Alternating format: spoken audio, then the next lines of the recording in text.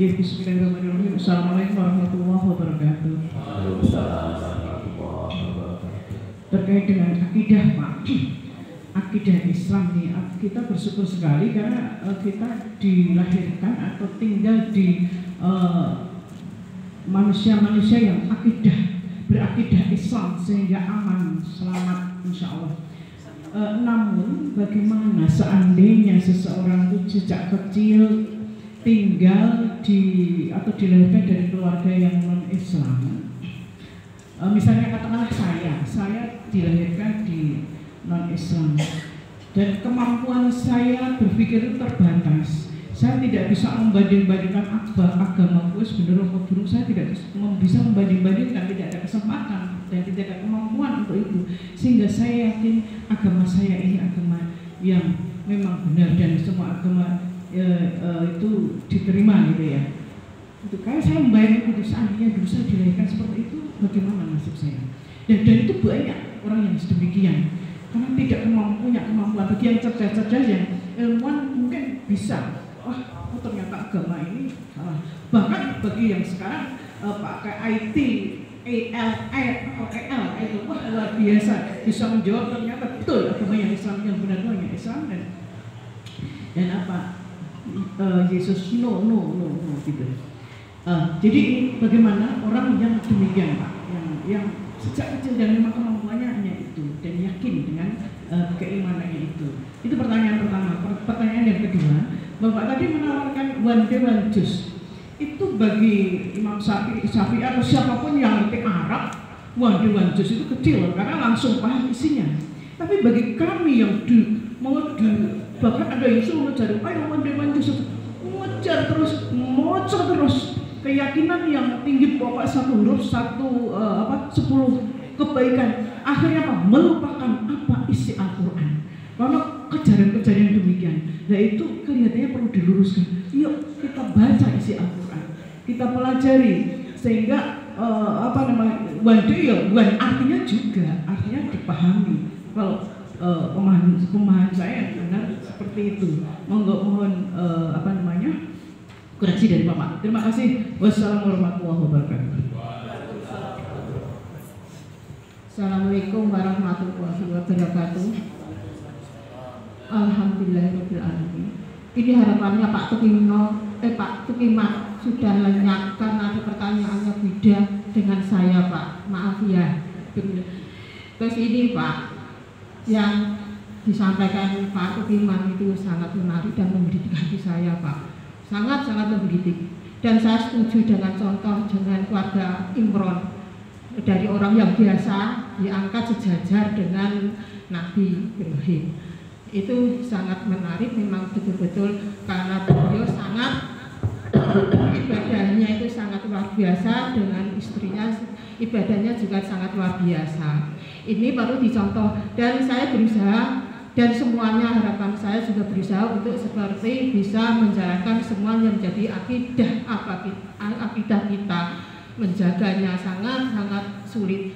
Tapi di sini tetap kita berusaha untuk melaksanakannya. Yang menjadi problemnya, menjadi permasalahannya itu juga ada ayat yang lainnya ini Pak. Ayat Al-An'am surah ke-6 ayat 108 yang bunyinya, dan janganlah kamu memaki sesembahan mereka, sesembahan selain Allah, karena mereka nanti akan memaki Allah dengan melampaui batas tanpa dasar pengetahuan. Demikianlah kami jadikan setiap umat menganggap baik pekerjaan mereka, kemudian kepada Tuhan tempat kembali mereka, lalu Dia akan memberitahukan kepada mereka apa yang telah mereka kerjakan. Itu yang sangat Pak, itu menjadi pertanyaan pada saya, itu gimana solusinya ini Pak, pendapatnya. Terima kasih. Wassalamualaikum warahmatullahi wabarakatuh. Bismillahirrahmanirrahim. Saya menambahkan pertanyaan lagi Pak. Ini saya membaca hadis yang dinukil riwayat Bukhari dan Muslim.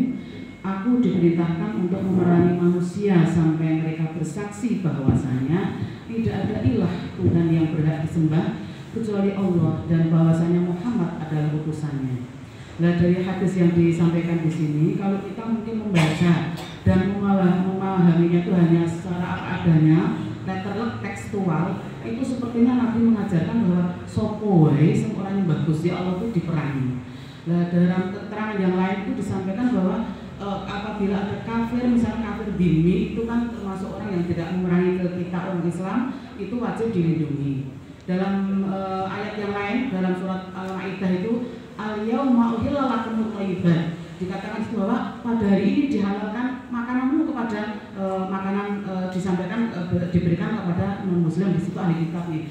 Nah itu Allah sendiri berfirman bahwa sepertinya kan ben mereka tuh menyembah selain Allah, mereka ahli kitab itu ya boleh saja dihalal makananmu untuk mereka, dengan keterangan mungkin Al-Maidah dan seterusnya itu tafsirannya lebih lengkap lagi kalau kita membaca tafsirannya.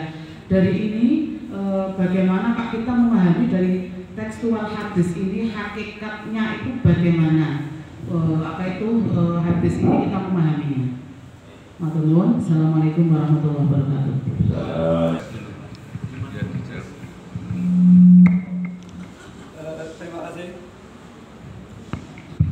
Terima kasih.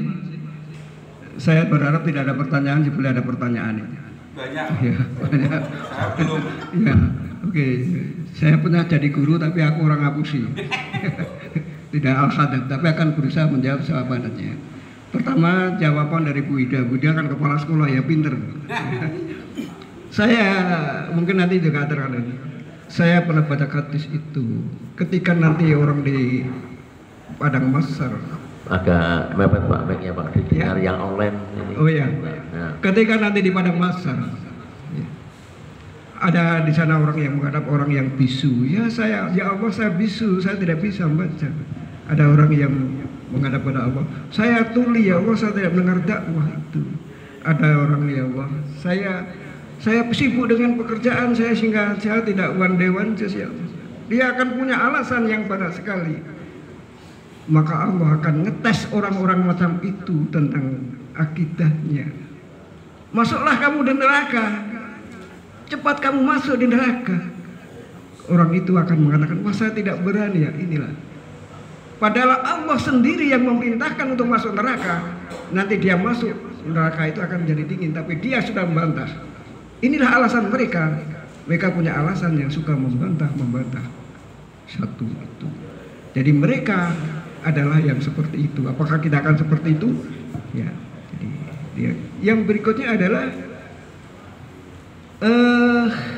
makanan itu dan sembelian itu dan perang. Perang itu bahasa Arabnya harb. Perang. Jihad itu juga diartikan sebagai perang.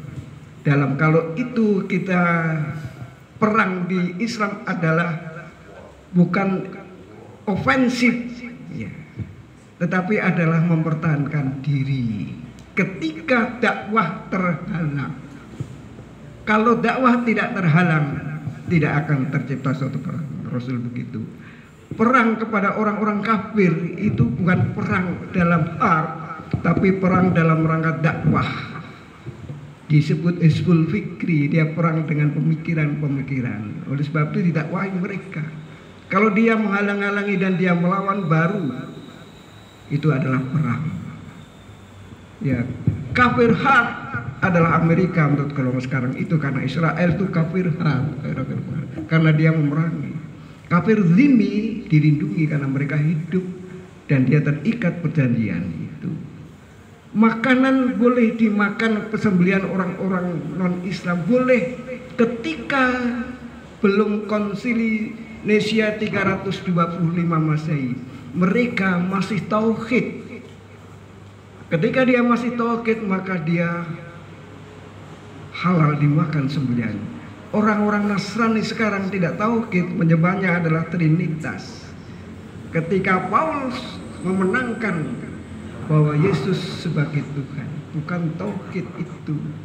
Ketika Abdullah bin Sabah, Syiah Sabah yang memenangkan Ali adalah Tuhan, maka dia sudah musyrik itu. Jadi di Islam juga ada Abdullah bin Ubay itu Paulus, Abdullah bin Sabah itu Syiah itu yang dia memiliki.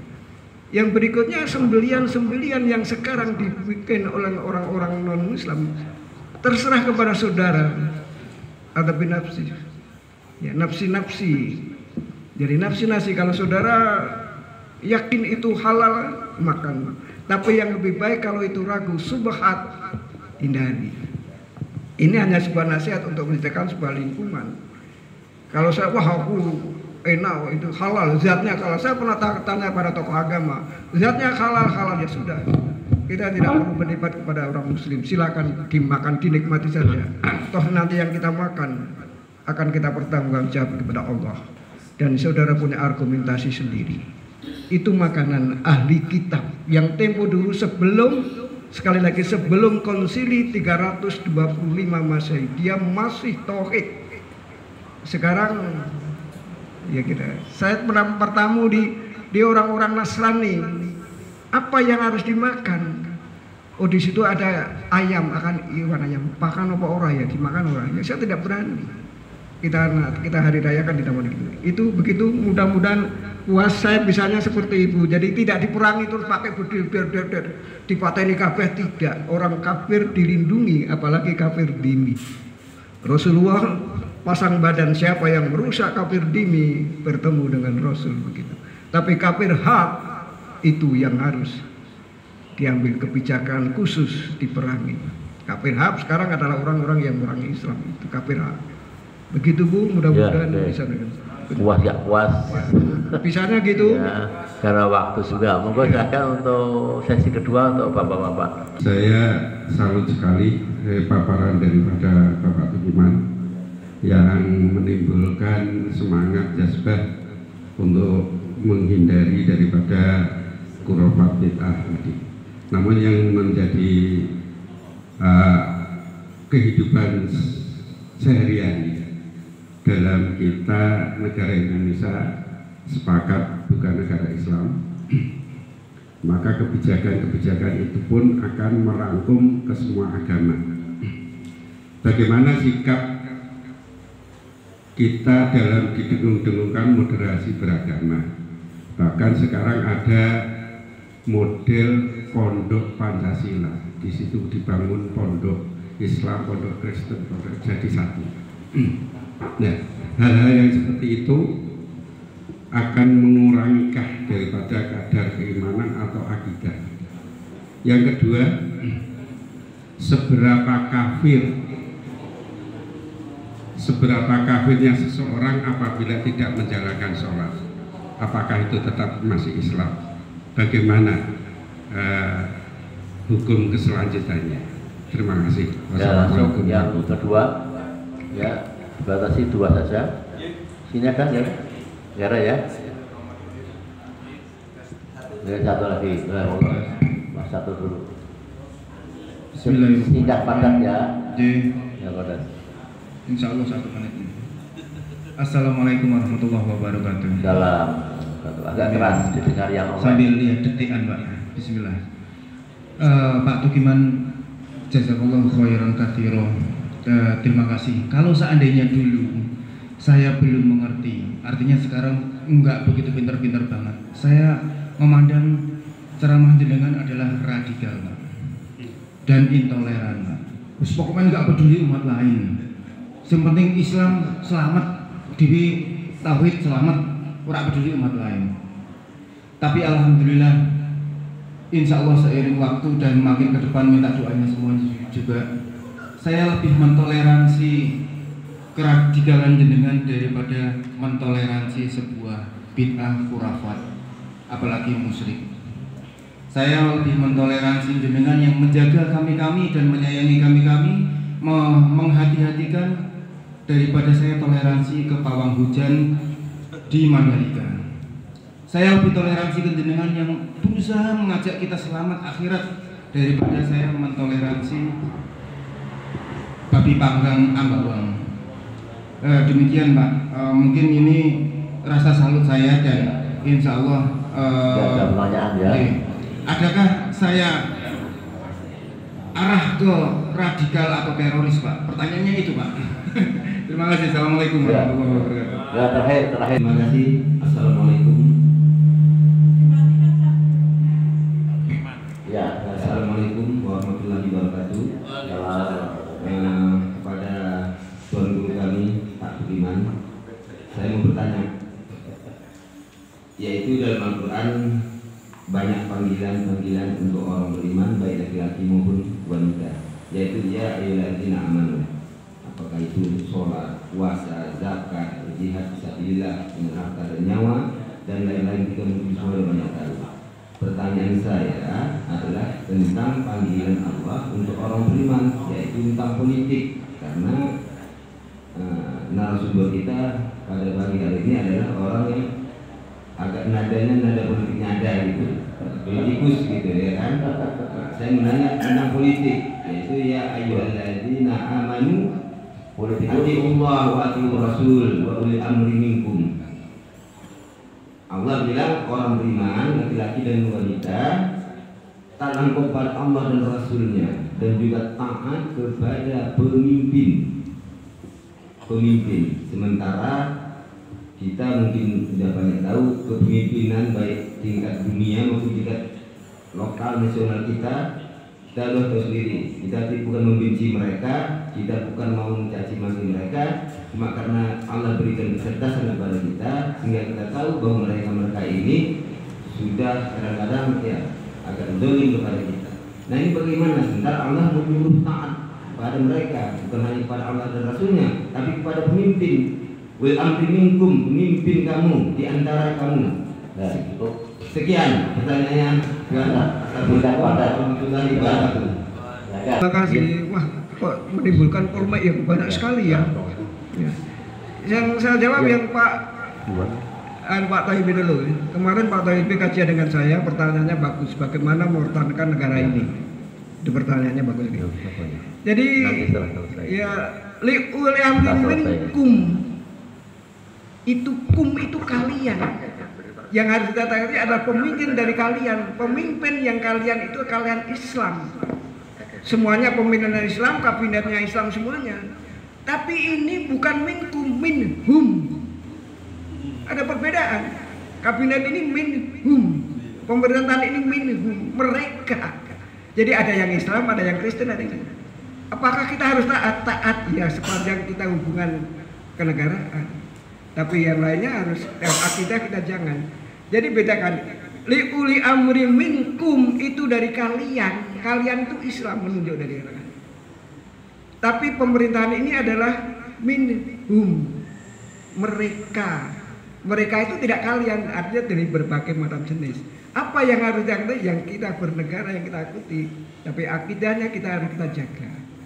Kemarin juga akan saya tanyakan apakah pemerintahan minhum itu menjamin kesejahteraan bisa mencapai tujuan ke pemerintahan yang minhum. Karena Al-Quran mengatakan pemerintahan yang minkum.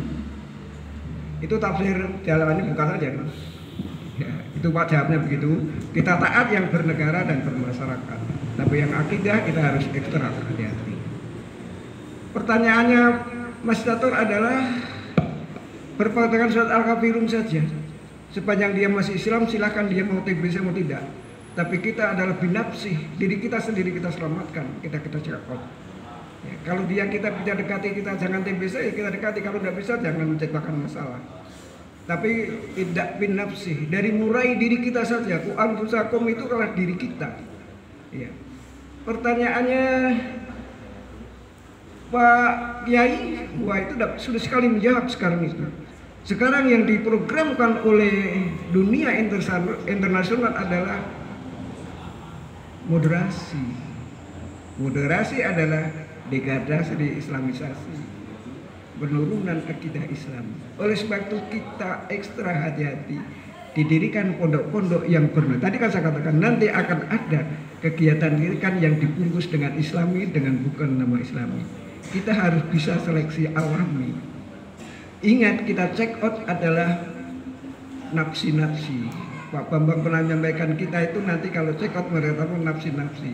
Kalau kita tidak bisa menjaga diri, kita terjadi moderasi, penurunan akidah, pemeliharaan imannya rusak, kita sendiri yang rugi. Dunia ini adalah ujian, tergantung kepada kita seleksi. Cara menyeleksinya adalah tadi Watabi Uni. Rasul mendirikan pondok Pancasila atau tidak? Rasul kita masih ada panduannya. Dari Pak Bambang pernah menyampaikan ya, ditinggalkan dua perkara itu Quran dan Sunnah, dia tidak akan sesat itu.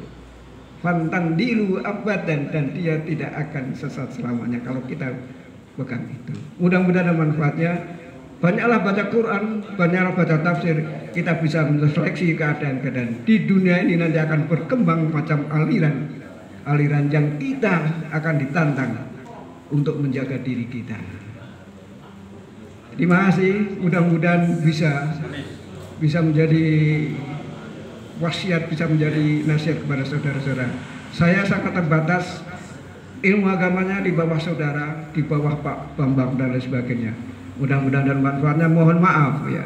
Mohon maaf apabila ada kesalahan. Terima kasih. Wassalamualaikum warahmatullahi wabarakatuh.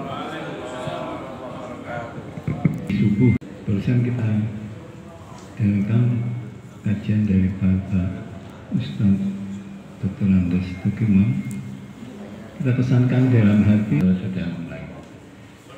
Dan untuk sempurnanya majelis ini tidak menjadikan majelis yang sia-sia, maka majelis ini kita tutup dengan doa kifarat majelis. Subhanallahumma wa bihamdika asyhadu an la ilaha illa anta astaghfiruka wa atubu ilaik. Assalamualaikum warahmatullahi wabarakatuh.